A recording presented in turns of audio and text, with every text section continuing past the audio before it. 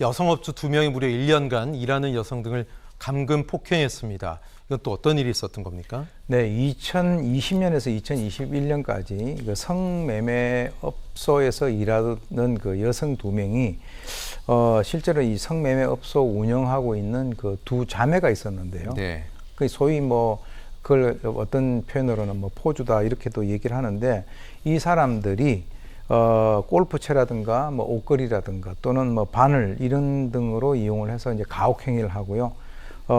현재까지 이제 그 확인된 그 피해 여성의 수가 한 5명 정도로 알려져 있는데요. 이 사람들의 증언 중에서 좀 눈에 띄는 것은 뭐 다리에 뜨거운 물을 붓고 그 다음에 그 개 목줄로 목을 채워서 그렇게 해서 이제 폭행을 당하는 바람에 귀도 이렇게 변형이 됐다라고 하는 거죠. 네. 그래서 이제 이런 것이 알려지게 됨에 따라서 지난 28일 날 바로 이 두 자매는 그 검찰에 의해서 구속 기소가 됐습니다. 네, 지난해 8월에 피해자들이 고소를 했는데 상당히 오랜 기간이 지나고 고소했단 말이죠. 왜 1년 동안 그냥 무방비 상태였을까요? 소위 가스라이팅이라도 당한 걸까요? 그게 이제 두 가지 이유가 있는데요. 네. 하나는 이제 이 업소가 그 폐업을 했어요. 네. 폐업을 하니까 이제 아까 좀 전에 앵커께서 말씀하셨던 그 가스라이팅이라고 하는 소위 그 심리적인 종속 관계가 네. 해제가 됐다는 거죠. 그래서 이제 더 이상 참을 수가 없다라고 해서 이제 그 고소를 한 것이고요.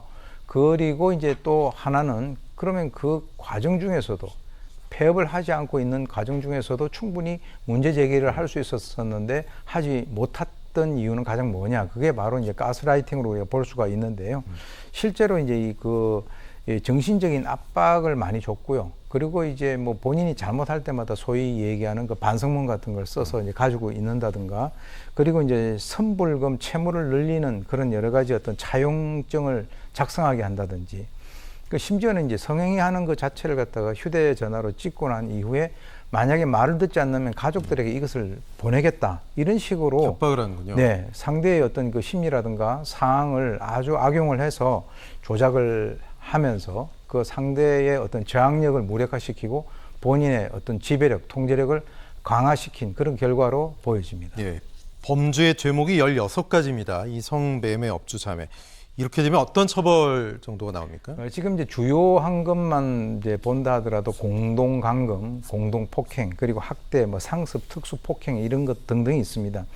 이제 그 중에서도 이제 특히 이 특수 폭행죄 같은 경우는 형법 제 261조에 의거해서 실제 이제 받을 수 있는 그 처벌이라고 하는 것이 5년 이하의 그 징역 그리고 1,000만 원 이하의 벌금에 해당이 되는데, 지금 이 같은 경우는 단 한 번으로 끝난 것이 아니라 굉장히 오랜 기간 동안 상습적으로 이루어졌다는 것이죠.